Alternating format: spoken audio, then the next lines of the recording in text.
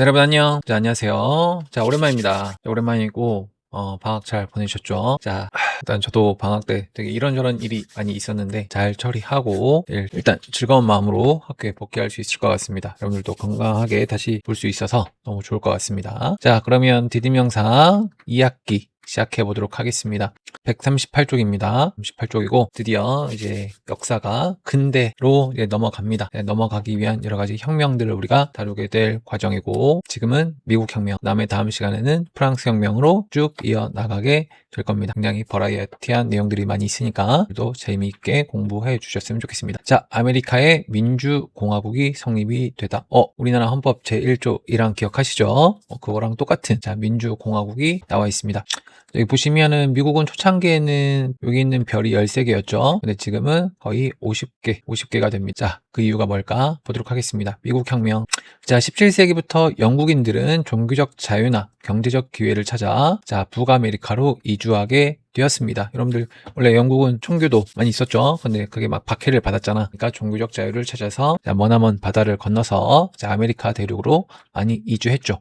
수업 시간에 좀 더 얘기하겠지만 메이플라워 타고 그 배도 한번 구글 지도에서 시간이 있으면 찾아보도록 하겠습니다. 자, 이들은 북아메리카 동부 해안에 13개 식민지를 건설하고 본국의 간섭 없이 자치를 누렸다. 입니다. 살기 좋았던 얘기죠. 자, 그런데 이제 문제가 뭐냐? 영국 정부죠. 프랑스와의 전쟁, 영원한 라이벌 아니겠습니까? 자, 프랑스와의 전쟁 때문에 재정 상태가 매우 어려워진 영국 정부는 이 13개 식민지한테 세금을 막 부과를 해버립니다. 어떤 세금? 여기 있는 설탕에도 세금을 매겼고요. 그 다음 식문이나 서적 등에 인지를 붙이게 하는 인지세법. 그러니까 요것도 세금을 막 붙여버린 겁니다. 그러니까 갑자기 막 세금을 걷어가니까 식민지인들은 자, 중요한 표현이 나옵니다. 우리가 그걸 결정할 때 우리 의견을 반영했냐? 안 했잖아. 왜 그래? 제정신이야? 이렇게 하면서 대표 없는 곳에 과세할 수 없다라고 하면서 반발을 많이 했죠. 자, 그렇게 해서 쭉쭉 조금씩 줄여주긴 했는데 끝까지 남아있던 게 차세거든, 차세. 자, 그래서 어떤 사건이 벌어지느냐? 보스턴 차 사건이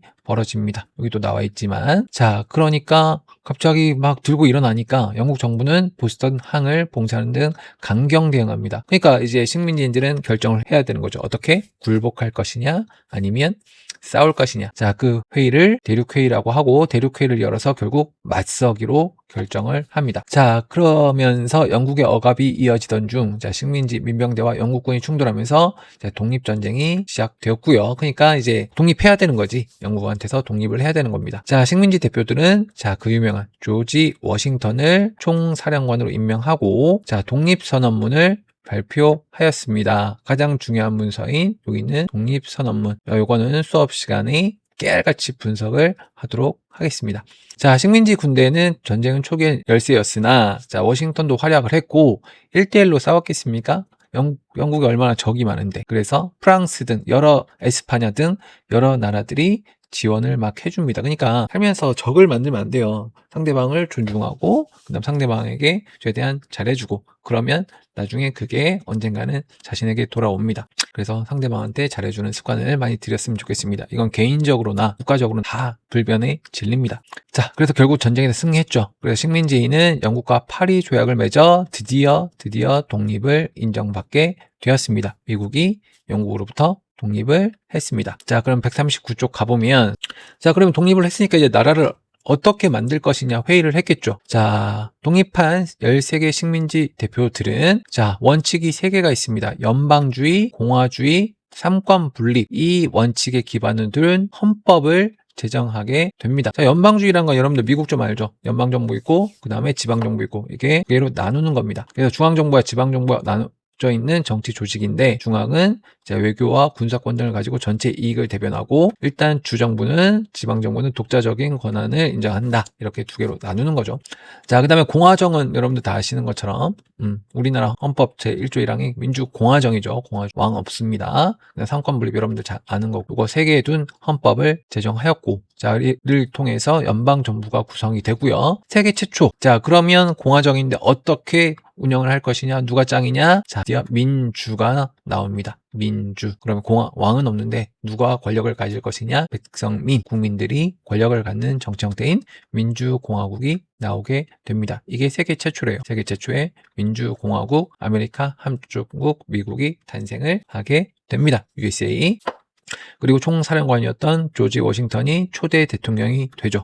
자, 이러한 미국 혁명은 이후 이제 다음 시간에 배울 프랑스 혁명과 라틴 아메리카 독립운동에 큰 영향을 끼치게 됩니다. 오케이. 여기 아메리카 합중국 헌법도 여기 보시면 이것도 수업 시간에 보겠습니다. 이것도 간단한 내용이라. 자, 이렇게 미국이 성장을 했고요.